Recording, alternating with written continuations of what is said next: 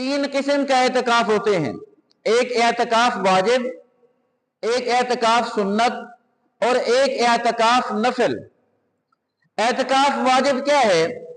ایک بندہ کسی چیز کی نظر مان لیتا ہے کہ میرا فلاں کام ہو جائے میں اتنے دن اعتکاف کروں گا، یا کام کے اس میں درمیان میں کوئی بات نہ کہے، بس اپنے اوپر لازم کر لے کہ میرے اوپر اتنے دن کا اعتکاف واجب ہے، اس کو اعتکاف واجب کہتے ہیں۔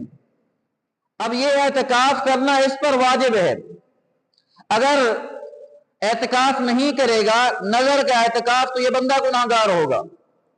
دوسرا اعتکاف سنت، وہ رمضان میں رمضان کے آخری عشرے کا آخری 10 دنوں کا اعتکاف کرنا، جس کو حضور اکرم صلی اللہ علیہ وسلم اکثر کیا کرتے تھے۔ حضور اکرم صلی اللہ علیہ وسلم اس کی دعوت بھی دیا کرتے تھے۔ رمضان کے آخری دنوں کا اعتکاف کرنا یہ سنت اعتکاف ہے۔ اور ایک اعتکاف ہے نفل۔